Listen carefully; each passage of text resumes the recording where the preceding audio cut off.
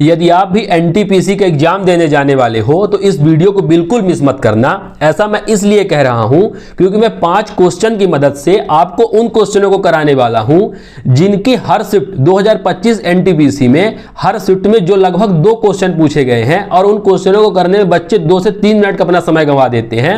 जबकि मैं आपको यह प्रॉमिस करता हूं कि आप अगर इस वीडियो को लास्ट तक देखते हो और मैंने जो तरीके बताए हैं, मैंने जो अप्रोच सिखाई है आपको, अगर आप एग्जाम और मॉक टेस्ट में अप्लाई करते हो तो आप 30 से 40 सेकंड में उन क्वेश्चनों को इजीली अटेम्प्ट कर लोगे और आपके मार्क्स बहुत अच्छे आएंगे। ऐसा मैं इसलिए कह रहा हूं क्योंकि 2025 में जब हर शिफ्ट में लगभग 2 क्वेश्चन पूछे गए हैं तो 2026 में भी इस टाइप के क्वेश्चन के पूछे जाने की संभावना और चांसेस बहुत ज्यादा है। तो इसलिए इन क्वेश्चनों को आओ बढ़ो ध्यान से करते हैं और क्या अप्रोच हो सकती है, शॉर्टेस्ट अप्रोच क्या हो सकती है, उस अप्रोच को समझने की कोशिश करती है। और मैंने अपने पूरे चैनल में, आप जाके देखोगे वीडियो सेक्शन हो या फिर शॉर्ट सेक्शन हो, मैंने उन्हीं क्वेश्चनों को आपको कराया है जिन क्वेश्चनों में बच्चे फंस जाते हैं या फिर उन क्वेश्चनों को करने में बहुत ज़्यादा टाइम लग जाता है। तो आप एक बार मेरे वीडियो को जाके गो थ्रू करना तो आपको समझ में आएगा कि क्या यूनिकनेस है वीडियो में और क्या शॉर्ट जो मैंने शॉर्ट अपलोड किए हैं उनमें क्या यूनिकनेस है। मैंने क्योंकि हर क्वेश्चन को एक बहुत ही यूनिक मेथड से आपको समझाने की कोशिश की है और एक यूनिक अप्रोच लेके समझाने की कोशिश की है। तो आप एक बार वीडियो जाके जरूर देखना। मैंने पहले ही आपको बताया है कि मैंने लिमिटेड क्वेश्चन की हेल्प से मैंने मात्र 5 क्वेश्चन लिए हैं और पूरी कॉन्सेप्ट में आपको मैं पकड़ बनवाऊंगा, ये मैं आपसे प्रॉमिस करता हूं और ये मैंने किया है और अब आपके करने की बारी है। तो आओ क्वेश्चन स्टार्ट करते हैं। ये रीजनिंग के सिटिंग अरेंजमेंट के न्यू पैटर्न के क्वेश्चन है और ये सिटिंग अरेंजमेंट की ये क्वेश्चन देखो, इतने मैं आपको बहुत देर से दिखाने की चाहत कर रहा था, अब वो समय आ गया है। जैसे देखो, हम पहला क्वेश्चन पढ़ते हैं कि पहला क्वेश्चन हमारा क्या कहता है। पहला क्वेश्चन हमारा कहता है कि U V W X Y and Z live on different floor on the same building. ठीक है ना, मतलब 6 यहाँ पे आपको नाम दिए हुए हैं और ये अलग अलग मंजिलों पे रहते हैं। ये हमको बात समझ में आ गई, ठीक है ना। पहले मेरी बात बड़े ध्यान से सुनना, देन आप वीडियो को पॉज करना और खुद एक बार सॉल्व करने की इसको कोशिश करना, तभी आप बहुत अच्छे तरीके से नंबर आप गेन कर पाओगे। कहता है कि सबसे निचली मंजिल 1 है, मतलब सबसे नीचे की मंजिल 1 है, उसके ऊपर 2 3 4 5 6, ठीक है। कहता है इसी पर और ऊपर 2, इसी तरीके से 6ठी मंजिल तक है। जेड बाई के ठीक ऊपर वाली मंजिल पर रहता है। यू और भी के बीच केवल एक व्यक्ति रहता है।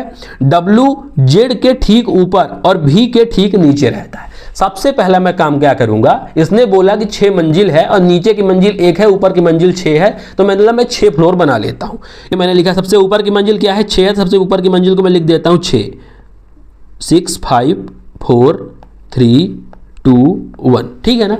अब मैं क्या करता हूं, इसमें एक बॉक्सेस बनाने की कोशिश करता हूं। तो मैं एक काम करूंगा, थोड़ी सी बड़ी लाइन ड्रॉ करूंगा, क्योंकि कभी कभी होता क्या है कि हमें 2 बार नहीं, एक नहीं 2 बार बैठाना पड़ता है। लेकिन मैं ट्राई करूंगा कि आपको कुछ ऐसा बताऊं कि आपको सिर्फ एक ही बार बैठाना पड़े, ठीक है ना। ये मैंने बना लिया। अब चलो क्वेश्चन पढ़ते हैं जो क्वेश्चन में लिखा हुआ है।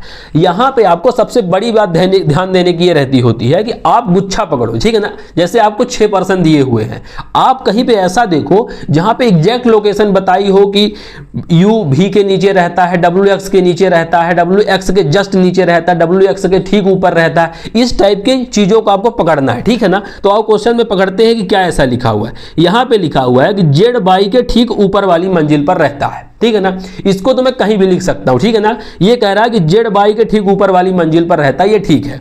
फिर कहता है यू और भी के बीच केवल एक व्यक्ति रहता है। अब हमें ये तो नहीं पता है कि यू ऊपर रहता है कि भी नीचे रहता है, बीच में तो उसके एक आदमी है, लेकिन यू भी ऊपर है कि भी नीचे, ये हमको नहीं पता। आप बस समझना थोड़ी सी मेरी बात। फिर कहता है कि डब्ल्यू जेड के ठीक ऊपर और भी के ठीक नीचे रहता है। ये मुझे 3% ऐसे मिल रहे हैं जिनको मैं सीधे बैठा सकता हूं, ठीक है ना। अब देखो मैं क्या करता हूं, इसमें पहले मैं नहीं बैठाता हूं। ये जो मैंने बनाए हैं बॉक्सेस, इसमें पहले मैं नहीं बैठाता, पहले मैं नॉर्मल बैठाता हूं। क्या कहता है कि डब्ल्यू जेड के ठीक ऊपर, मतलब ये कहता है कि डब्ल्यू जो है वो जेड के ठीक ऊपर है। कहां है, डब्ल्यू जेड के ठीक ऊपर है और भी के ठीक नीचे है, मतलब भी इसके जस्ट ऊपर आ जाएगा, ठीक है। ये मैंने 3% बैठा दिए। अब क्या कहता है, अब ये समझो, उसने पूछा है मेरे से कि दूसरी मंजिल पर who lives on the second floor. हमको ये बताना है कि दूसरी मंजिल पे कौन रहता है। अब एक बात बताओ, ये कहता है कि जेड बाई के ठीक ऊपर वाली मंजिल पर रहता है। कहाँ, जेड बाई के ठीक ऊपर वाली मंजिल पर रहता है, मतलब जेड यहाँ है तो जेड बाई के ठीक ऊपर, तो मतलब बाई कहाँ जाएगा, जेड के जस्ट नीचे आ जाएगा। 4% हमने बैठा दिए, बचे हमारे पास कितने, 2। आराम से समझना, बस पहले क्वेश्चन को समझने में प्रॉब्लम हो सकता है थोड़ी बहुत आए और थोड़ा समझने में टाइम लग जाए, लेकिन सेकंड क्वेश्चन से आप बिल्कुल फ्लो पकड़ लोगे, ठीक है ना। ये लिख दिया मैंने बाई। अब आगे पढ़ो, एक बात यहाँ पे और लिखिए, यू और भी के बीच केवल एक व्यक्ति बैठता है, ठीक है ना, यू और भी के बीच। अब एक बात बताओ, हमारा भी कहाँ है, हमारा भी है यहाँ पे, ठीक है ना। ये कहता है यू और भी के बीच एक व्यक्ति। अब एक बात बताओ, मैं नीचे तो यू को लिख नहीं सकता हूं क्योंकि नीचे हमारे डब्ल्यू जेड बाई ऑलरेडी लिखे हुए हैं और इनके बीच में कोई गैप नहीं है, तो मतलब हमारा यू कहाँ आएगा, यू जो होगा वो हमारे भी के ऊपर आएगा और यू और भी के बीच एक पर्सन आएगा। तो मैं एक काम करता हूं, अब मैं अगर यहाँ पे लिख देता हूं, यहाँ पे एक पर्सन अगर खाली है, मान लो ये मैंने मान लिया खाली और यू को मैंने लिख दिया यहाँ पे, ठीक है, छोटे से मैंने लिखा, ये मैंने लिख लिया, यू बड़ा कर देता हूं। अब मैं इसको काउंट करता हूं, इसको काउंट किया तो 1 2, एक यहाँ बैठेगा, ये जो डॉट लगाई है मैंने, 1 2 3 4 5 6। अब मैं सिंपली क्या करता हूं, ये जो मैंने बनाया हुआ है, ये जो मैंने बनाया है इसमें इसको बैठाता हूं, ठीक है। मैं कैसे लिखूंगा, यहां लिखूंगा यू, ये मैंने बना लिया ना, सबसे ऊपर मतलब यू आएगा, ये मैंने बनाया यू, एक डॉट यहाँ पे खाली है क्योंकि यू और भी के बीच एक पर्सन बैठता है, ठीक है ना। भी के बाद क्या आया डब्ल्यू, डब्ल्यू के बाद क्या आया जेड, जेड के बाद आया बाई, ठीक है ना। अब हमसे वो पूछा क्या है, अब एक बात बताओ, अब हमसे वो ऐसे पूछा है कि सेकंड फ्लोर में कौन रहता है, ठीक है ना, किस दूसरी मंजिल पर कौन रहता है। तो हमको आंसर तो अपना मिल गया कि दूसरी मंजिल पर कौन रहता है, दूसरी मंजिल पर रहता है जेड, लेकिन यहाँ पे कुछ और भी आपसे पूछ सकता था, इसलिए 5वें फ्लोर में जो इनमें से बच गया है, इनमें से क्या बच गया, यू हमने लिख दिया, भी हमने लिख दिया, डब्ल्यू लिख दिया, एक्स हमने नहीं लिखा, मतलब 5वें फ्लोर में कौन रहता है, 5वें फ्लोर में रहता है एक्स। कभी ऐसा भी हो सकता है कि आपसे वो पूछेगा कि बता दो 5th फ्लोर पे कौन रहता है। तो इस टाइप से इस टाइप के क्वेश्चनों को आपको क्या करना है, टेकल करना है। आओ अगला क्वेश्चन देखते हैं। अब ये हमारे पास दूसरा क्वेश्चन है। अब इस क्वेश्चन को भी बड़े ध्यान से, पहले इन क्वेश्चनों को बड़े ध्यान से पढ़ना है और फिर गुच्छे वाली जो मैंने चीज बताई है, गुच्छे में क्या लिखा हुआ है, बिल्कुल क्लोज उनके बीच जो रिलेशनशिप है उस चीज को आपको पकड़ना है, ठीक है ना। तो जैसे देखो, हम इस क्वेश्चन को अगर पढ़ते हैं, लिखा है कि एक delivery man visit 6 places P Q R S T and U but not necessarily in the same order. He schedules his day according to the following condition. इसके लिए हमारे पास कुछ कंडीशन दी हुई है। एक डिलीवरी बॉय है, उनको डिलीवरी देना है और कहाँ, 6 स्थानों पे देना है। उसने बोला उसे Q और T से पहले P पर जाना होगा, ठीक है, नॉर्मल बात है, ये एक कंडीशन दी हुई, लेकिन ये मुझे गुच्छे वाली बात नहीं दिख रही है, ठीक है ना। फिर वो कहता है उसे Q के तुरंत बाद S पर जाना होगा, ये गुच्छे वाली बात मुझे दिख रही है, उसने बोला है कि Q के तुरंत बाद S पर जाना है। तो मैं एक काम करता हूं, नॉर्मल लिख लेता हूं, जैसे मैंने आपको बताया, उसने क्या बोला, Q के तुरंत बाद S पर जाना है, मैंने यहां लिखा Q, ये मैंने लिखा Q, और Q के तुरंत बाद कहां जाना है, S पे जाना है, तो मतलब तुरंत बाद मैंने लिख दिया S को, ठीक है ना। मैंने दूसरी अब तीसरा पढ़ता हूं, तीसरा स्थान जहां वह जाता है वह R होना चाहिए, ठीक है ना। अब मुझे नहीं पता कि तीसरा स्थान यहां पे होगा कि तीसरा स्थान ऊपर होगा, इसलिए मैं इसको छोड़ देता हूं। कहता है कि यस के बाद T पर नहीं जाएगा, मतलब क्या है, यस के बाद जो है वो टी पर नहीं जाएगा, मतलब हमारा टी कहाँ आएगा, मतलब अगर मैं आपसे पूछूं कि अब बता दो टी कहाँ आएगा, मतलब एस के बाद जब टी पर नहीं जाएगा तो मतलब टी कहीं ऊपर आएगा, कहाँ आएगा, टी कहीं कहाँ आएगा, टी आएगा कहीं पे ऊपर, इधर आएगा कहीं पे टी।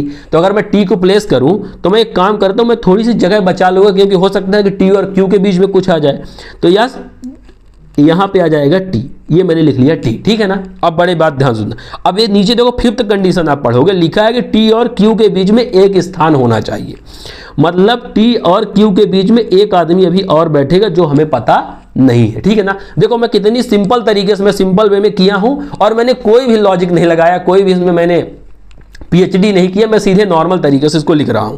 अब बस ध्यान से पढ़ो, मैंने पहले वाले जो हमारे पास कंडीशन पहली दी हुई थी उसको मैंने छोड़ दिया था, अब उसको पढ़ते हैं। लिखा है कि उसे Q और T से पहले P पर जाना होगा, कहता है कि Q और T से पहले कहां जाना होगा, P पर जाना होगा, मतलब P हमारा कहां आएगा, P हमारा T से पहले आएगा। तो मैं P को यहां पे लिख देता हूं, ये मैंने लिख दिया क्या, ये मैंने लिख दिया P, क्या लिख दिया मैंने, P लिख दिया।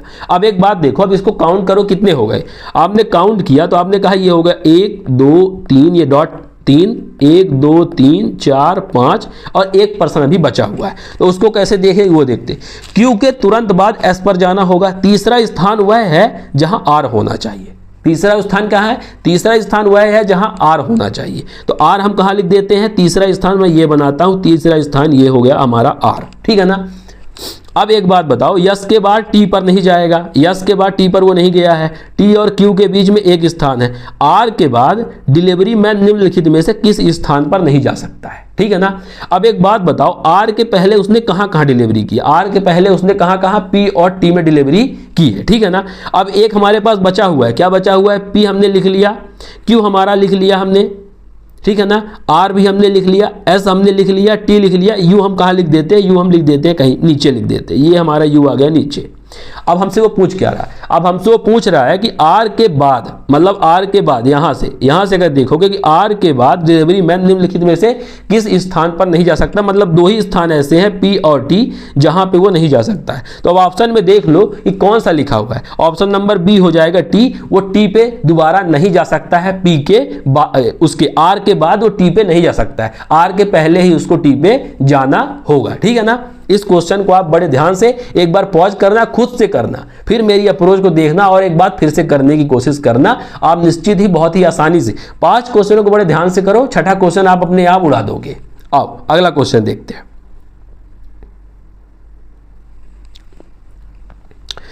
इस क्वेश्चन को पढ़ो, लिखा हुआ है कि A B C D E and F lives on 6 different floor on the same building. The lowest floor is numbered 1 and the floor above it is 2 and similarly the topmost floor is number 6। जैसा मैंने पहला question किया उसी तरीके से same तीसरा question, बस थोड़ी सी चेंजेस रहने वाली है, ठीक है ना। मैं सबसे पहले क्या करूँगा, मैंने आपको क्या बताया, बॉक्सेस बनाने हैं। छठी मंजिल हमारी सबसे ऊपर, तो मतलब यहाँ पे मैं लिख दूंगा 6, इसको लिखूंगा 5 4 3 2 1। और मैंने क्या बताया, थोड़ी सी लाइन बड़ी करनी है, कभी कभी 2 बार बैठाना पड़ जाता है जिससे आपको दोबारा ड्रॉ नहीं करना पड़े। ये आपके टाइम सेविंग के लिए मैं बता रहा हूं, ठीक है। ये कर लिया। अब एक बार देखो, ये कहता है, पहली कंडीशन पढ़ते, कहता है कि ए एक ऐसी मंजिल पर रहता है जो अभाज्य संख्या है। अब अभाज्य तो हमारे पास 5 भी है, 3 भी है और 2 भी है, तो क्लियर कुछ नहीं हुआ, मतलब छोड़ दो, मतलब ये ट्रैप है, ये फंसाने की कोशिश कर रहा है, लेकिन हम फंसेंगे नहीं क्योंकि हमने सब पढ़ रखा है, हमने सब जान रखा है कि हमको क्या करना है। फिर कहता है ए और ई जिस मंजिल पर रहते हैं उनका गुणनफल 3 है। मतलब ए जिस बिल्डिंग पे, जिस फ्लोर पे रहता है वो क्या है, अभाज्य है, और ए और ई का जब मल्टीप्लाई करोगे तो कितना आ रहा है, मतलब 3 आ रहा है। तो एक बात मुझे बता दो, मैं आपसे एक बहुत सिंपल बात पूछता हूं, एक तो आपका अभाज्य है नहीं, है क्या, अभाज्य नहीं है ना। एक आपका क्या है, प्राइम नंबर नहीं है, मतलब 3 आपका प्राइम नंबर है, और ए और ई का गुणनफल जब आप मल्टीप्लाई करोगे तो 3 आना चाहिए। तो मतलब हमारे पास क्या निकल के आया, इसका हमारे पास क्या कंसर्न निकल के आया, क्या हम इसका आउटपुट निकाल पाए कि जो ए है वो कहाँ पे बैठा हुआ, बैठा हुआ है तीसरे फ्लोर पे। कहाँ बैठा हुआ है, तीसरे फ्लोर पे बैठा, तभी तो ए और ई का जो गुणनफल है वो 3 आ रहा है। मतलब ए को मैं बैठा देता हूं यहाँ पे, ये बैठ गया हमारा ए, कहाँ बैठ गया, ये बैठ गया हमारा, ये हमने बैठा दिया 3rd फ्लोर पे, ए को हमने बैठा दिया, और ई कहाँ आएगा, ई आएगा 1st फ्लोर पे, तभी तो ए और ई का गुणनफल 3 आएगा। अब बात आई समझ में। अब देखो अगला क्वेश्चन पढ़ो, बी के ऊपर केवल 2 लोग रहते हैं, ठीक है ना। ये सीधे बता दिया कि बी के ऊपर मात्र 2 लोग बैठेंगे, मतलब बी कहाँ होगा, बी होगा 4th फ्लोर पे होगा। ये मैंने बी बैठा दिया, बी के ऊपर एक ये बैठेगा, एक ये बैठेगा 5वें और 6ठे फ्लोर में, ठीक है ना। अब देखो अगली कंडीशन पढ़ो, एफ सी के ठीक नीचे रहता है। अब एक बात बताओ, मेरे पास ऐसा कौन सा 2 प्लेस दिख रहा है जिसके क्या बोला, एफ सी के ठीक नीचे बैठता है। अब ठीक नीचे बैठाने के लिए हमें 2 प्लेस जो है वो खाली चाहिए, तो हमारे पास 2 प्लेस सिर्फ एक ही जगह 5वीं और 6वीं मंजिल जो है वो खाली दिखाई दे रही, 5th और 6th फ्लोर। तो क्या कहता है, एफ सी के ठीक नीचे, तो एफ मैं यहां बैठा देता हूं, सी के नीचे मैंने बैठा दिया, और हमारे पास 2nd फ्लोर खाली है, ठीक है ना। अब आपसे पूछा क्या है, अब आप यहाँ पे 2nd फ्लोर में बैठाने से ज़्यादा बढ़िया रहेगा कि आप क्वेश्चन पढ़ो और आंसर करके आगे बढ़ जाओ। क्या लिखा हुआ है कि डी और एफ के बीच कितने लोग रहते हैं, तो ये हमारे पास यहाँ पे क्या आएगा, जब हमको डी नहीं दिख रहा है मतलब यहाँ पे हमारा क्या आएगा, यहाँ पे हमारा डी ही आएगा। तो डी और एफ के बीच आपको कितने लोग दिख रहे हैं, डी और एफ के बीच आपको बी और ए दिख रहे हैं, मतलब 2 लोग दिख रहे हैं। तो ऑप्शन नंबर ए हो जाएगा आपका करेक्ट, ए नंबर हो जाएगा आपका करेक्ट, ठीक है। आई बात समझ में, कितना आसान था। अब आगे देखते हैं अगला क्वेश्चन, ये हमारे पास 4th नंबर क्वेश्चन, ये थोड़ा अलग टाइप का है, ठीक है ना। लेकिन इस अलग टाइप के भी क्वेश्चन को हम अलग टाइप से उड़ा देंगे। आओ देखते हैं कैसे। क्या कहता है कि P, Q, R, S, T, U and V each have their exams on different days on the same weeks. Starting, जो वीक की स्टार्टिंग होती है वो मंडे से होती है। कहाँ से होती है? मंडे से। एंड एंडिंग कहाँ होती है? संडे से होती है। P exams is on Thursday. सबसे पहले मैं आगे नहीं पढ़ूंगा, सबसे पहले मैं क्वेश्चन को करने की अप्रोच जो है वो बताता हूं आपको। सोमवार से परीक्षा स्टार्ट हो रही है, रविवार तक होती है, ठीक है ना। तो अब सीधे सीधे मैं क्या करता हूं, मंडे से लेके मैं संडे तक क्या करता हूं, एक चार्ट बना लेता हूं अपना। जैसे मैं अभी तक बना रहा था, फ्लोर के लिए बना रहे थे, अब डेज के लिए हम बनाते हैं। तो मैंने क्या लिखा, मैंने लिखा यहाँ पे मंडे, ये लिखा मैंने मंडे, ये मैंने लिखा ट्यूसडे, ये थर्सडे, ये वेडनेसडे, ये फ्राइडे। आपको जो लिखना होगा अपने हिसाब से, मैं जैसा मुझे जो सही लग रहा है मैं उस हिसाब से लिख रहा हूँ। फ्राइडे, सैटरडे के लिए मैं लिख दूंगा यस ए, और संडे के लिख दूंगा मैं एस, ठीक है ना। ये मेरा कोड रहता है जनरली, मैं जो बनाता हूँ, आपको जो सही लगे वो आप बना लेना। सॉरी, ये मैंने बॉक्सेस के लिए बड़ी बड़ी लाइनें खींच ली, ये मैंने कर लिया, ठीक है। अब देखो, अब कहता है कि जो सोमवार से शुरू होकर रविवार को समाप्त होती है। अब हमको बिल्कुल क्लियरली ऐसी चीजें ढूंढनी है जो कि हमको क्लियर पता हो, अब सीधे हम बैठा दें उसको वहां पे। अब देखो, ये कहता है कि P की परीक्षा गुरुवार को है, ये तो बिल्कुल क्लियर बता दिया, ये तो बिल्कुल पहले ही दम तोड़ दिया कि P की परीक्षा कहाँ है, गुरुवार को है। तो मैं P को कहाँ बैठा दूंगा, P को मैं बैठा देता हूं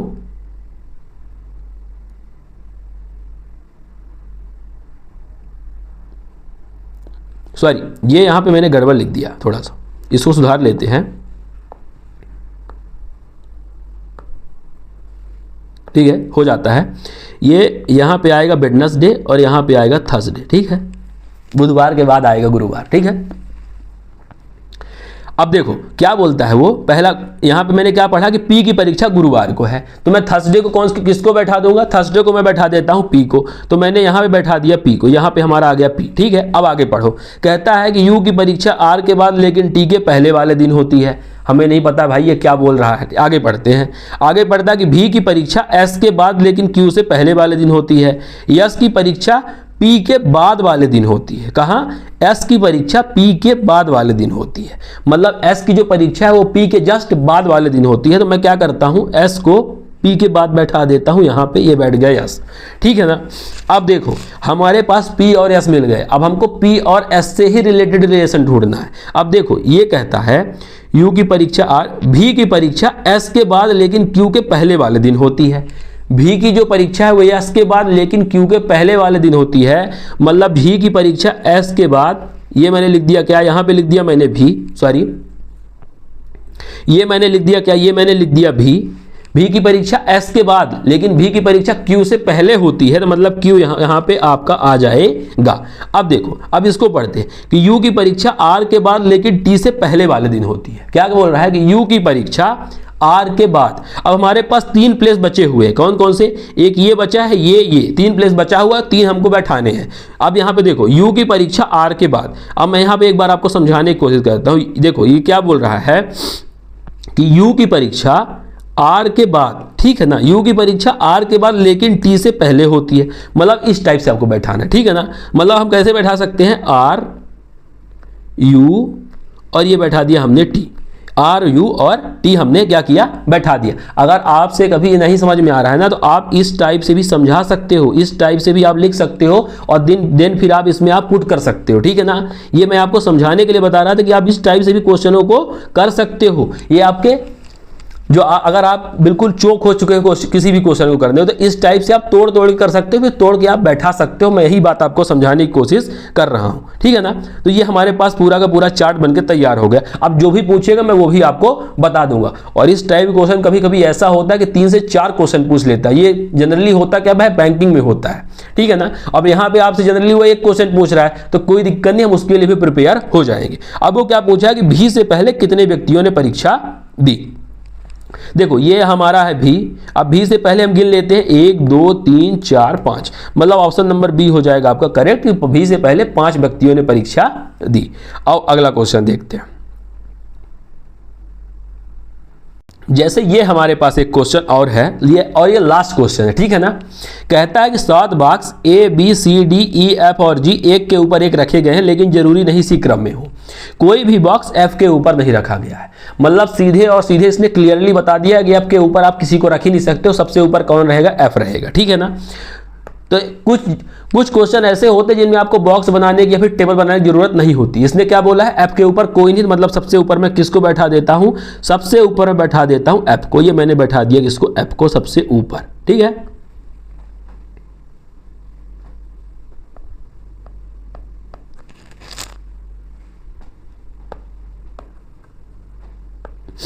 ये मैंने F को सबसे ऊपर बैठा दिया, ठीक है ना। आगे बढ़ते हैं। कहता है कि F और B के बीच केवल 3 बॉक्स रखे गए हैं। जब F सबसे ऊपर है तो नीचे ऊपर का कोई कॉन्सेप्ट बना ही नहीं, तो ये क्या बोल रहा है कि F और B के बीच केवल 3 बॉक्स रखे गए हैं। तो मैं 3 बॉक्स F और B के बीच बना देता हूँ। एक बॉक्स ये हो गया, दूसरा ये और तीसरा ये, F और B, तो B आ जाएगा यहाँ पे। मतलब हमने कितने बॉक्स रख दिए, मतलब हमने रख दिए टोटल 5 बॉक्स हमने रख दिए। हमारे पास 7 बॉक्स, मतलब 2 बॉक्स और बैठाने, और वो क्लियरली मेंशन है कि नीचे आएंगे, ठीक है ना। अब कहता है कि D, ठीक है, G और D के बीच केवल एक बॉक्स है। हमको नहीं पता, हमको F और B पता है, ठीक है ना। तो पहले यहां पढ़ते हैं, D B के ठीक ऊपर रखा गया है। मतलब D कहां है, D B के ठीक ऊपर है। तो मतलब D हमारा कहां आएगा, D हमारा आ जाएगा यहां पे, ये हमारा आ गया D B के ठीक ऊपर, ठीक है ना। अब कहता है G और C, तो हमको G और C भी नहीं पता है। जो हमको ये बोल रहा है G और C के बीच केवल 4 बॉक्स रखे गए हैं, तो ना G मेंशन है ना C मेंशन है, तो हम कैसे बता सकते हैं कि कहां पे कैसे रखेंगे। लेकिन यहां पे क्लियरली मेंशन है कि A E के ठीक ऊपर कहीं रखा गया है। तो D के नीचे कितने बॉक्स रखे गए हैं। अब एक बात बताओ तुम मेरे को, इस क्वेश्चन में करने की कुछ जरूरत थी ही नहीं। इस क्वेश्चन ने पहले ही दम तोड़ दिया। अगर हम इसको यहां पे पढ़ लेते कि D के नीचे कितने बॉक्स रखे गए हैं, तो हमने D तो यहां बना लिया, ठीक है।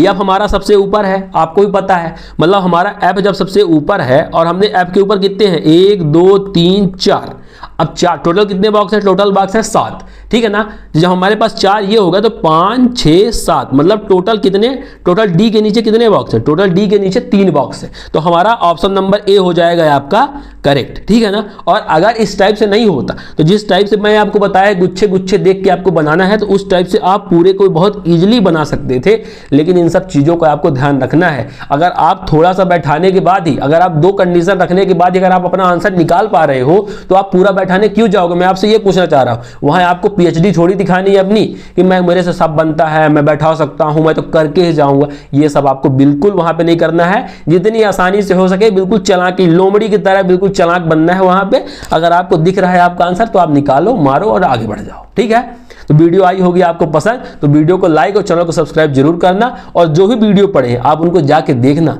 आपको बिल्कुल एक अलग अप्रोच दिखाई देगी और आपको एक अलग सीखने के एक तरीके पता चलेंगे। आपको समझ में आएगा कि आपके नंबर कहाँ अटके पड़े थे, और आप उन चीज़ों को अप्लाई करके आप बहुत ही ईजिली अपने नंबर्स को इन्हेंस कर सकते हो। तब तक के लिए धन्यवाद।